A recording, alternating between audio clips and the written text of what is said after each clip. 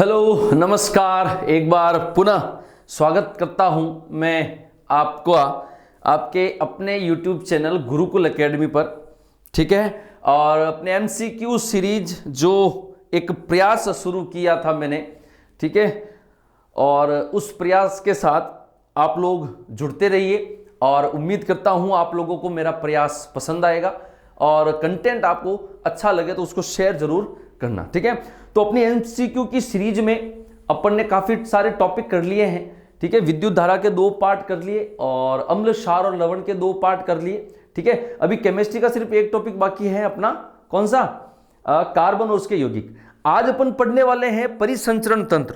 ठीक है, और उस परिसंचरण तंत्र के भी 2 पार्ट पढ़ेंगे। पहले पार्ट के अंदर अपन सिर्फ बात करेंगे ब्लड के बारे में और उसके बाद हृदय, धमनियां, शिरा वगैरह उनकी अपन बात करेंगे। ठीक है, तो चलिए शुरू करते हैं आज की क्लास। सबसे पहला सवाल देखिए, दिख रहा है? चलिए, ये कह रहा है कि भ्रूण में रक्त का निर्माण कहां होता है। ठीक है, तो अगर स्वस्थ मनुष्य में अगर पूछे कि रक्त का निर्माण कहां होता है तो बोन मैरो, लाल अस्थि मज्जा के अंदर। लेकिन अगर भ्रूण में पूछे तो प्लीहा, तिल्ली, ठीक है, ये सब एक ही नाम है भाई, प्लीहा, तिल्ली, स्प्लिन। ठीक है ना, ध्यान रखना, ये सब के सब कैसे हैं? एक ही नाम है। ठीक है, दूसरा क्वेश्चन, रक्त निर्माण की प्रक्रिया क्या कहलाती है रे? सवाल नंबर 2, रक्त निर्माण की प्रक्रिया क्या कहलाती है? हिमेटोलॉजी, हिमोपाइसिस, ग्लाइकोलाइसिस, तो क्या कहलाती है? हिमोपाइसिस। रक्त निर्माण की प्रक्रिया क्या कहलाती है? हिमोपाइसिस। क्या कहलाती है? हिमोपाइसिस। क्या कहलाती है? हिमोपाइसिस कहलाती है। ठीक है ना, रक्त निर्माण की प्रक्रिया। उसके बाद में ये कह रहा है शरीर के भार का कितने प्रतिशत, शरीर के भार का कितने प्रतिशत रक्त होता है? तो 7 से 8% रक्त होता है। 7 से 8% रक्त होता है। ठीक है, उसके बाद क्वेश्चन नंबर 4 देखो, सामान्य व्यक्ति का रक्त दाब कितना होता है रे? सामान्य व्यक्ति का रक्त दाब कितना होता है? तो 120/80। ठीक है, ये तो है सिस्टोलिक और ये क्या है? डायस्टोलिक। अगर पूछ ले रक्त दाब किस पद्धति में मापा जाता है तो भी सिस्टोलिक और डायस्टोलिक। ठीक है, फिर देखिए प्लाज्मा में सर्वाधिक पाया जाने वाला प्रोटीन कौन सा है? एल्बुमिन है, ग्लोबुलिन है, फाइब्रिनोजन है या हिपेरिन है? ठीक है, तो प्लाज्मा के अंदर कौन सा प्रोटीन पाया जाता है? ध्यान रखना, एल्बुमिन प्रोटीन पाया जाता है, सर्वाधिक प्रोटीन। वैसे तो फाइब्रिनोजन भी पाया जाता है, ग्लोबुलिन भी है, हिपेरिन भी है। ठीक है ना, लेकिन सर्वाधिक कौन है? एल्बुमिन है। सर्वाधिक कौन है? एल्बुमिन। ठीक है, उसके बाद नंबर 6 देखो, यह कह रहा है कि गामा ग्लोबुलिन का निर्माण किससे होता है? अल्फा ग्लोबुलिन, गामा ग्लोबुलिन और बीटा ग्लोबुलिन। ठीक है, तो इसका गामा का निर्माण कहां से होता है? लिम्फोसाइट से। कहां से होता है? लिम्फोसाइट से। ध्यान रखियो भाई, गामा ग्लोबुलिन का निर्माण कहां से होता है? लिम्फोसाइट से होता है। कहां से होता है? लिम्फोसाइट से। क्वेश्चन नंबर 7 देखो भाई, यह कह रहा है कि यकृत में निर्मित स्कंदनकारी प्रोटीन कौन कौन से हैं? यकृत में निर्मित स्कंदनकारी प्रोटीन, एक तो रे फाइब्रिनोजन, एक प्रोथ्रोम्बिन, एक हिपेरिन। तो ये 2 तो स्कंदनकारी हैं जो थक्का बनाते हैं, ये एंटी स्कंदनकारी है। तो ध्यान रखना, स्कंदनकारी कौन है? फाइब्रिनोजन। कौन है? फाइब्रिनोजन और प्रोथ्रोम्बिन। ठीक है, फिर क्वेश्चन नंबर 8 देखो, रक्त प्रतिस्कंदनकारी है भाई, तो प्रतिस्कंदनकारी कौन है? हिपेरिन। कौन है? हिपेरिन। ठीक है, फिर देखिए सत्य कथन का चुनाव करो भाई। ये कह रहा है कि अल्फा और बीटा ग्लोबुलिन का निर्माण यकृत में, और गामा का कहां था रे? लिम्फोसाइट। कहां था? लिम्फोसाइट। और अल्फा और बीटा का निर्माण कहां होता है? यकृत में। अल्फा ग्लोबुलिन सीयू का परिवहन करती है, जबकि बीटा ग्लोबुलिन एफई का परिवहन करती है। तो ध्यान रखना, अल्फा और बीटा ग्लोबुलिन का निर्माण यकृत में, गामा का लिम्फोसाइट में। अल्फा करेगी सीयू का परिवहन, बीटा करेगी एफई का परिवहन। सबके सब सही है। अगला देखो, यह कह रहा है कि एक हीमोग्लोबिन ऑक्सीजन के कितने अणु का परिवहन करता है? तो 4 का। कितने का करता है? 4। एक हीमोग्लोबिन कितना ऑक्सीजन लेकर जाएगा? 4 ऑक्सीजन। कितने? 4। अब ये कह रहा है Fe की कमी से आरबीसी का साइज छोटा होना, ठीक है। ये सब कुछ नोट्स के अंदर आपको बता चुका हूं रे मैं। कौन सी होती है माइक्रोसाइट, ये होती है मैक्रो। जब विटामिन B12 की कमी से जो साइज बड़ी हो जाती है, साइज बड़ी, साइज छोटी तो माइक्रोसाइट किसकी कमी से, Fe की कमी से। और अगर विटामिन B12 की कमी हो जाती है तो साइज बड़ी हो जाती है, उसको क्या कहते हैं, मैक्रोसाइट। क्या कहते हैं, मैक्रोसाइट, ठीक है। ये देखो विटामिन B12 की कमी से आरबीसी का साइज बढ़ना क्या कहलाता है, मैक्रोसाइट कहलाता है। क्या कहलाता है भाई, मैक्रोसाइट। उसके बाद में नेक्स्ट क्वेश्चन देखो 13वां। सामान्यतः रुधिर में हीमोग्लोबिन की मात्रा कितनी होती है, तो देखो 15 से 18 ग्राम अगर बोले तो पुरुष, 15 से 18 ग्राम किसमें होती है, पुरुष में।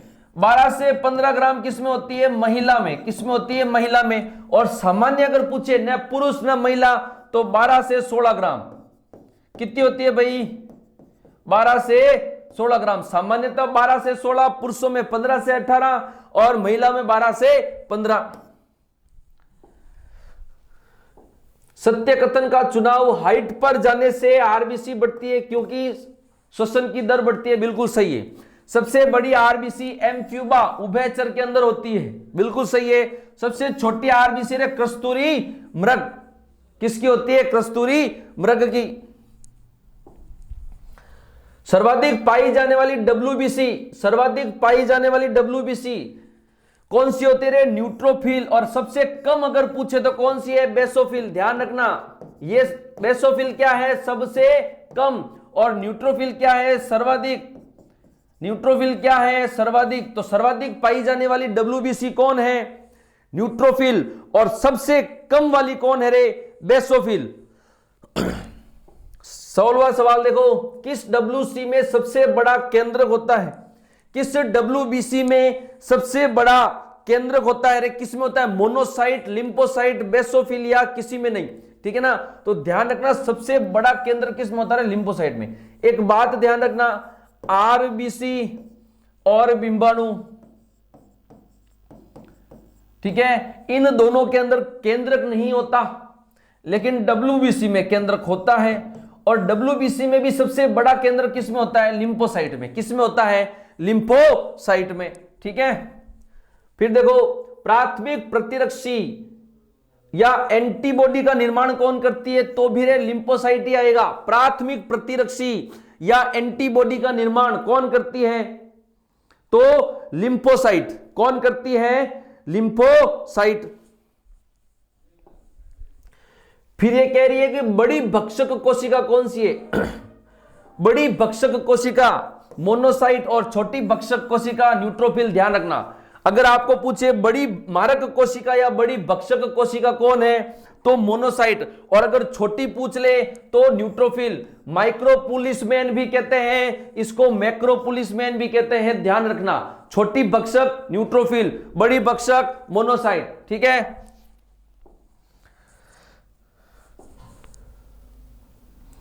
क्वेश्चन नंबर 19 देखो रे, ये कह रहा है कि प्रतिजन का निर्माण किस प्रोटीन से होता है, प्रतिजन का निर्माण किस प्रोटीन से होता है, गामा ग्लोबुलिन से, ग्लाइकोप्रोटीन से, इम्यूनोग्लोबिन से या प्रोथ्रोम्बिन से।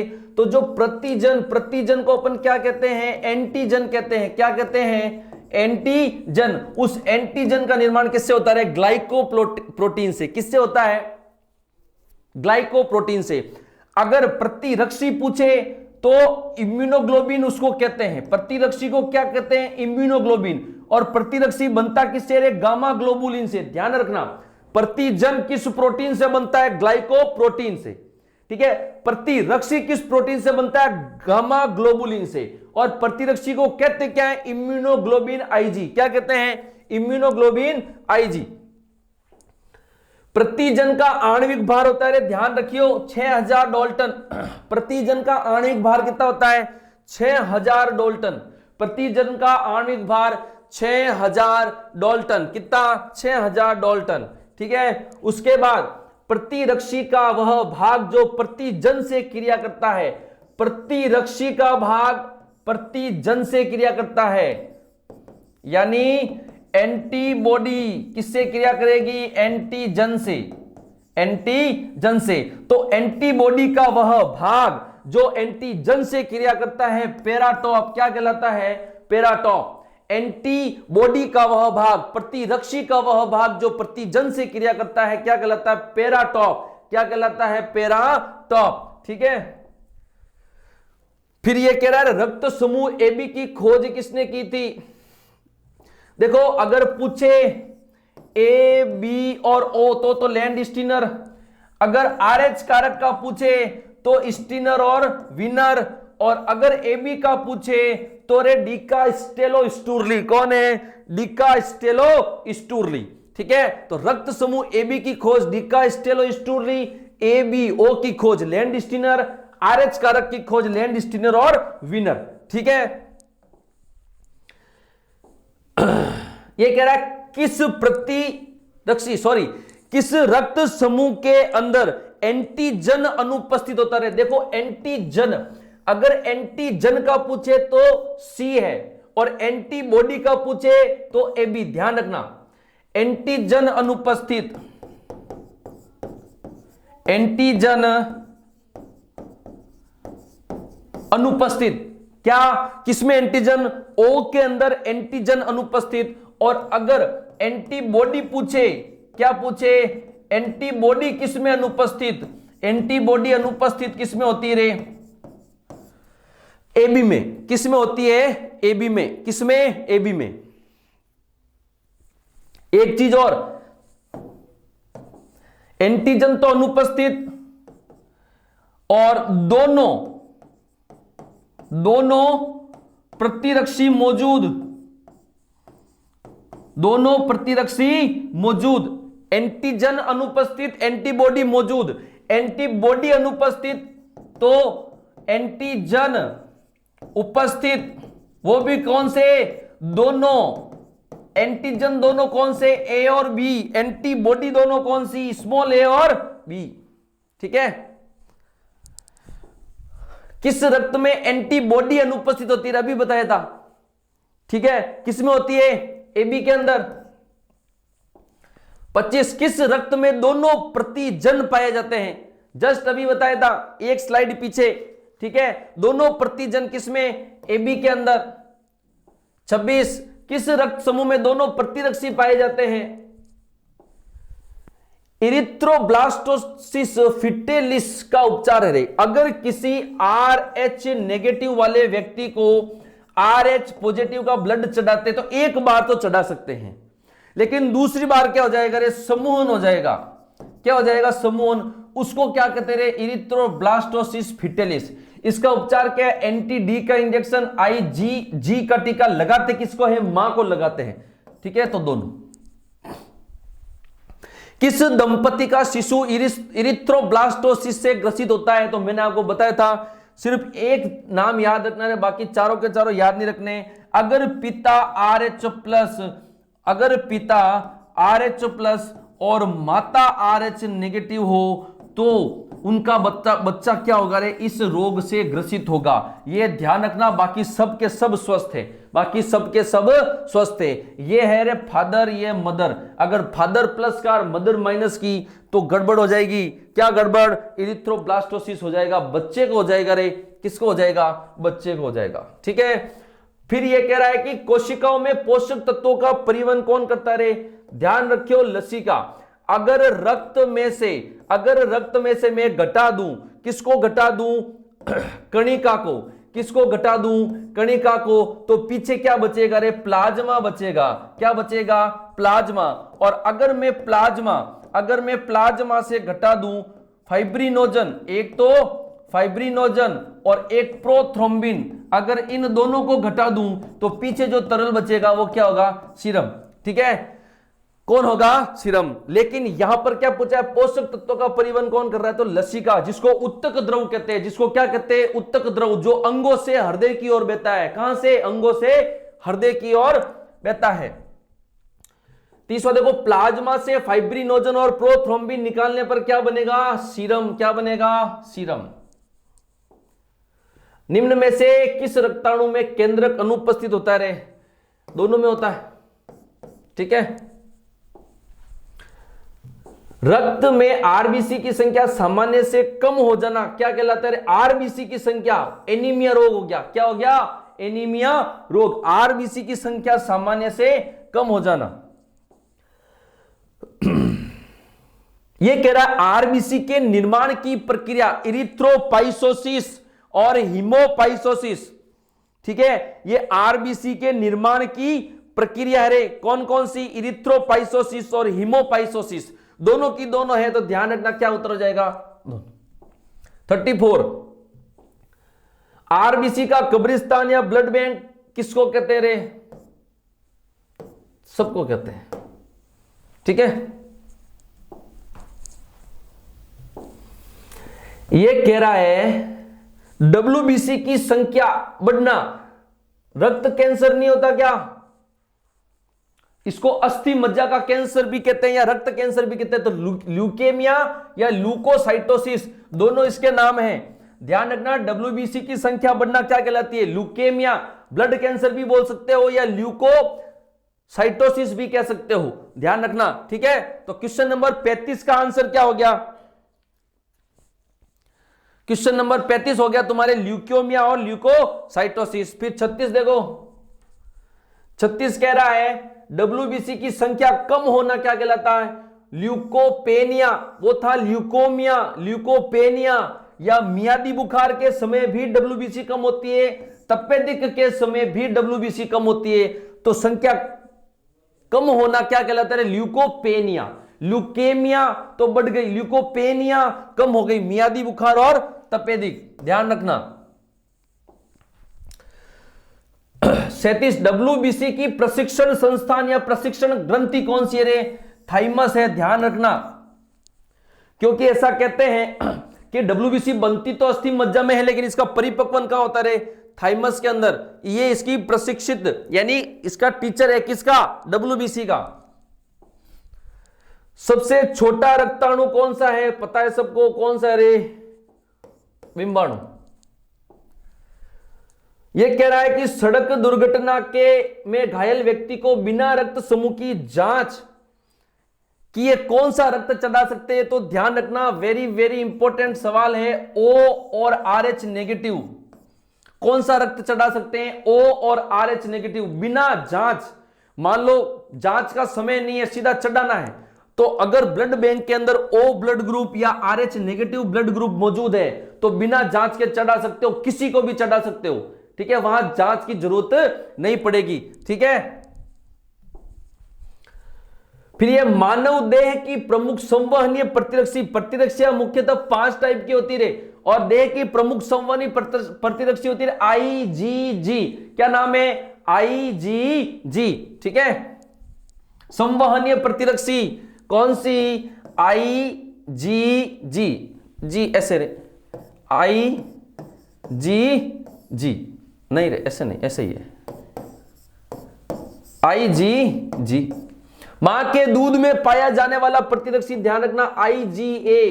कौन सा प्रतिरक्षी? आईजीए। मां के दूध में कौन सा? आईजीए। संवहनीय प्रतिरक्षी कौन सा? आईजीजी। और भ्रूण तक पहुंचने वाला प्रतिरक्षी भी कौन सा रे? आईजीजी। सवाल आ सकता है कि एकमात्र प्रतिरक्षी जो अपरा या प्लेसेंटा को पार करके भ्रूण तक पहुंच सकता है, तो आईजीजी। क्यों रे? आईजीजी। प्रमुख संवहनीय प्रतिरक्षी भी ये, भ्रूण तक पहुंचने वाला भी ये, और मां के दूध में आईजीए। भ्रूण तक पहुंचने वाला प्रतिरक्षी कौन सा है भाई? आईजीजी। कौन सा है? आईजीजी, ठीक है। चलो, ये अपने क्वेश्चन पूरे 42 सवाल हो गए, रक्त से संबंधित खूब है, ठीक है। नेक्स्ट इसके पार्ट के अंदर हम लोग बात करेंगे रक्त परिसंचरण यानी हृदय के बारे में, ठीक है ना। तो उससे संबंधित भी जो भी इंपॉर्टेंट सवाल है, जो बनते हैं, जहां से भी बनते हैं, ठीक है, जो भी श्योर है, सब अच्छे अच्छे क्वेश्चन और अच्छा अच्छा मैटर आपको दे रहा हूं, ठीक है। अच्छे से इसको पढ़ना, इसकी तैयारी करना, और एक काम आपका जो है क्या, शेयर करते रहना, ठीक है। मिलते हैं नेक्स्ट क्लास में, तब तक के लिए जय हिंद, जय भारत।